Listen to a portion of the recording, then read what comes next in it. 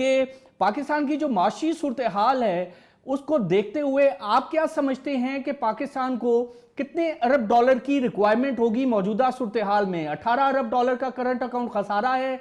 इसके अलावा ब्लूमबर्ग कह रहा है कि तकरीबन 12 अरब डॉलर की हमें फाइनेंसिंग रिक्वायरमेंट होगी। आपका तज्जिया क्या कहता है? माशी सूरत हाल को देखकर कितने अरब डॉलर का पैकेज हमें चाहिए होगा?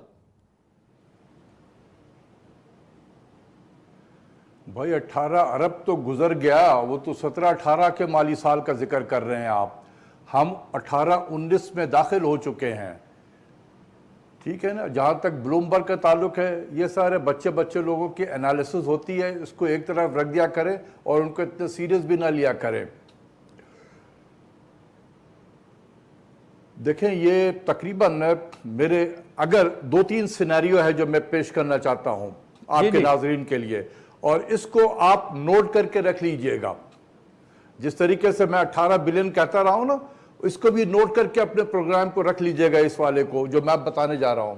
ठीक है, ठीक। अगर हम कुछ ना करें, बिजनेस एज यूजुअल जैसे चल रहा है, तो our current account deficit in 2018 and 19 will be $21 billion. $10 billion हमें चाहिए होंगे डेट सर्विसिंग के लिए। So our requirement will be $31 billion. हमें आएगा जो पिछले साल जितना आया है बाहर से एक्सटर्नल फ्लो, उससे शायद कम थोड़ा आ जाए, क्योंकि वर्ल्ड बैंक और एडीबी ने आपके लेंडिंग जो है बहुत स्केल डाउन कर दिया है।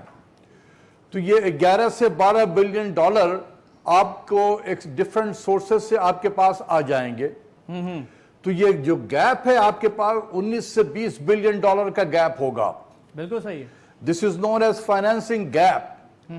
अब हमें ये देखना है कि ये $19 बिलियन के फाइनेंसिंग गैप को कैसे पूरा किया जाएगा।